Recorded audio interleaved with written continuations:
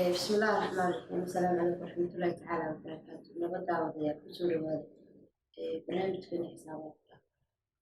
maanta waxaan ka hadli doonaa haddii Allaah uu dalo idmo waxaan rajeynayaa inay noqoto xaafadda isku dambeysatani waxaan maanta ka hadli doonaa insha Allah biidhnillaahi kariim isbarbardhigga xisaabaadka iyo hawlgallada sidaad maanta ka aragtaan kulli waa maalintii ugu dambeysay September ka aragtaan iyo kulli xalqado way tirsanaysaa waa xalqadii ugu dambeysay maanta waxaan ka hadli doonaa isbarbardhigga waxa uu yahay auditing oo ah hantidhawrka iyo xisaabaadka oo ah accounting ama business accounting wuxuu yahay ama waxay kala duwan yihiin bismillah haddii aan bilowdo xalqadayda maanta isbarbardhigga xisaabaadka iyo hantidhawrka waxyaabo badan oo waxa jira la isku barbardhigo ama siyaabo badan oo la isku barbardhigo xisaabaadku sidii hore usoo sheegnay waa nidaam lagu diiwaangeliyo loo baaro loo turjumo ka bacdina warbixin looga bixiyo bayaanada maaliyadeed shirkad hay'ad ama urur hantidhawrka haddaynu soo noqono hantidhawrku waxa weeye nidaam ka shaqaynaya ama waa nidaam hubinaya eegaya baaraya ka turjumaya ka warbixinaya nidaam xisaabeedka xisaabiga qabtay inuu saxsanaa ama qaldana haddii xisaabtaadii aad soo gudbisay haddaad xisaabaad tahay ama aad xisaabiyin tahay ay qaldanayd ma soo saari karo managerku inay saxsan tahay inay qaldan tahay mana soo saari karo halkay ka qaldan tahay halkay ka saxsan tahay laakiin qofka soo saaraya xalaala audit ma xalaala auditing habka loo soo saaraya xalaala auditing audit wuxuu ku shaqeeyaa inuu soo saaro qofkan xisaabiya hantiga ku shaqeynaya xisaabtiisu inay saxsaneyd iyo inay qaldaneyd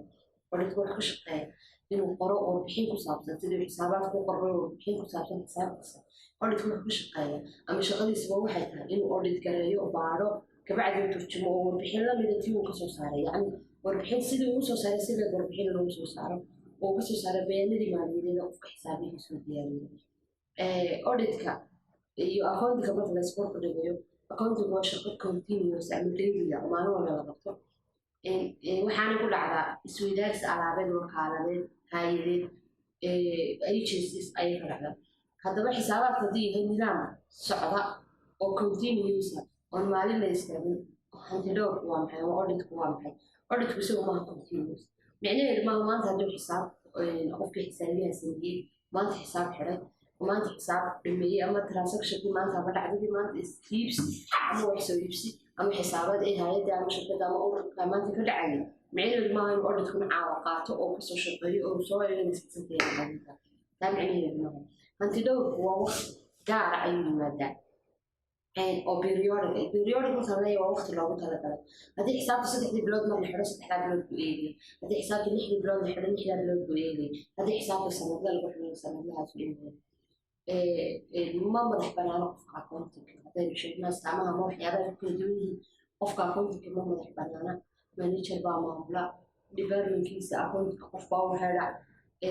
qof baa supervise gareeya ama qof baa kormeera laakiin qofka hantidhawraha ama auditka ciidamo kormeerto ciidamo maamusho just managers waa u yeedhaan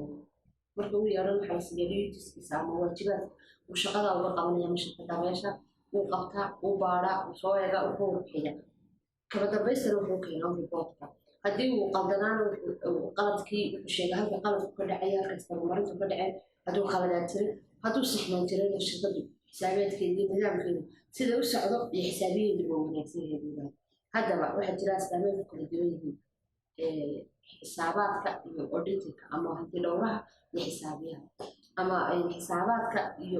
hantidhawridda habka hantidhawridda waxyaalaha ay ku kala duwan yihiin kala duwanaanshaha xisaabaadka ama xisaabiyaha iyo hantidhawriddu waxay ku kala duwan yihiin micno ahaan ku kala duwan yihiin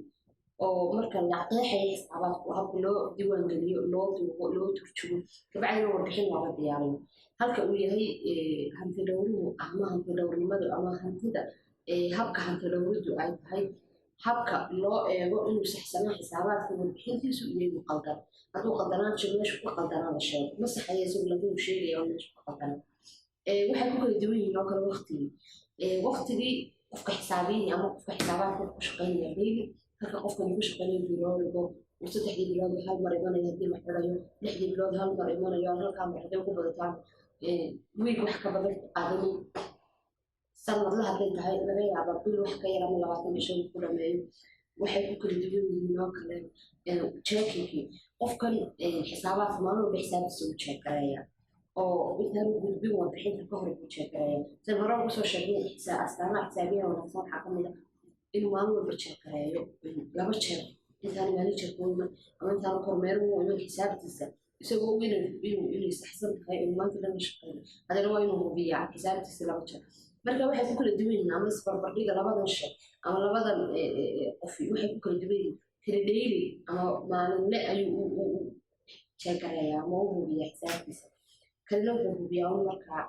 ay yihiin waqtiga cayimana loo yeero ayuu hubiyaa waxaa kale ku kala duwan yihiin muhiimadda marka la eego waa muhiim labadooduba shirkada waa muhiim laakiin haddana waxay sii muhiimsan qofka xisaabiyaha hanti dhowraa waxaa loo yeeraa mar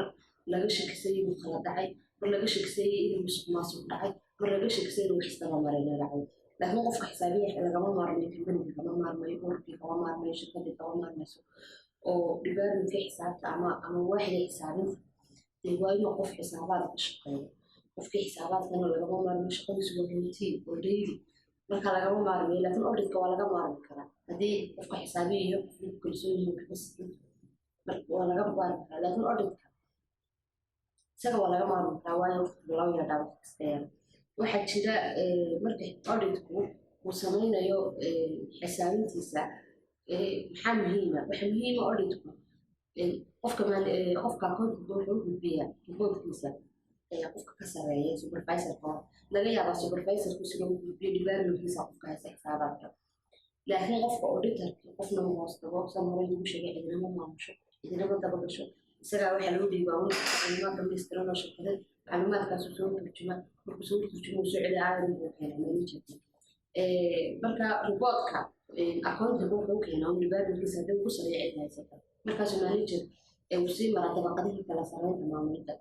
laakiin qofkan auditka daaragti wuxuu ku geeyaa riboodkiisa qofka managerka ama managementka qaybta managementiga muhiimadda laga leeyahay ama objectiveka laga leeyahay qofkan auditka akoontigu waa muhiima lagama maarmayo waxyaabihii isweydaarsigii ganacsi ee ka dhacaya shirkadda ama ururka dhinaca kale marka la eego si loo eego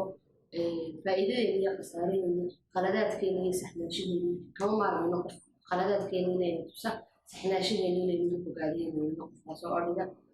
marka la eego dhinaca marka lasoo qaadanayo qofka auditka marka lagu soo qaataa shuruuda lagu lahaa waa muhiim in shuruuda lagu soo xiro haddaynu nidhi dadkan aqoonta xisaabtooda weli way kasii shaqayn karaan qofka xisaabaadka waana geli karaan doodaha lagu falanqeeyo xisaabaadka auditka marka laga hadlayo ma geli karaan qofaan audit aqoon ama aan aqoonta noqon ma geli karo waa marka koowaad qofaan experience u lahayn in waxaan audit garayna ma geli karo qofaan qualification ama shahaado loogu talagalay auditka badanaa dadka accounting-kuba auditkana qaata oo sanadii sheegay wanageeda kuwi shahaadooyin kala sameeyay bay qaataan waxaa ka mid ah buugga waakin ACCA oo shahaadooyinkooda ugu sameeya auditka marka qof aan shahaado sidan ama qof aan caddayn warqadeed oo waxbarasho ama khibradeed sidan ma geli karo laakiin accounting uu ka shaqayn karaa wuxuu ku xiran tahay system inuu qofku soo fahmo systemka qofka lagu train garayo muhiimna maaha qofka accounting inuu shahaadadu way tahay muhiim mararka qaar oo shirkadaha qaar uu kugu xiray laakiin khibradda ayaa mar walba shaqada kala jooga muhiimsan laakiin qofka auditka marnaba lagama yeelayo bilaa khibrad ayaana ku shaqaynaya oo shirkadu waxaa laga yaabaa inuu ka shaqaysto qofka markuu ugu horreeyay uu audit karayo laga yaabaa idinkaba inuu idinku qaadanayo training shaqadiisa xusaysa waxaana laga yaabaa inaan bilaa shahaado lagu qaadan qofka haddaan xisaabaad soo baran haddaanu soo baran habka wax hanti dhowrka looga shaqeeyo habka wax loo baaro habka wax loo turjumo habka wax looga warbixiyo way adkaanaysa waa mana fiicna mararka qaatee qofkii oon audit ahayn inuu ku shaqaysto mihnada ama maxaa la dhahaa xirfadan auditnimada marka waxaa jirta in qofku soo maro procedure qofka ugu yar ee accounting ka shaqeynaya ama audit ka shaqeynaya accounting waa khibrad weyn badanaa soo helo laakiin qofka ugu yar ee ka shaqeynaya audit ama wax audit garaynaya ama hanti dhowr ka shaqeynaya laasim waa inuu marka ugu yartahay degree ku sitaa accountingka laasimna marka ugu yartahay inuu soo helo khibrad wax baaritaanad khibrad hanti dhowr markaasuma la qaadan karaa intaa waxaa kusoo gabagabeynaya isbarbarka labada qof ee ah xisaabiye iyo hanti dhowr حسابي مباح تلونا نقطة مركب لو إيه بيا قناها لكن هتلونا من نقطة حسابية بدل وايو بسبب كل في يومنا لأن قف حسابيها مركب قمت حسابات كثيرة هي كل كلية كاملة ونقطها إنت وجه بسوق الجميع حلقات ما وأنا حلقات جدا بيصير برنامج كذا حسابات وحرجينا إن الكلفين سنين مثلا وحنا رجينا إن تبصون مثلا برنامج كلفين سنين دي الله ولي وقال waxaan kaga tegay meel walba joogta salaam islaamka assalaamu calaykum waraxmatullaahi tacaala wabarakaatu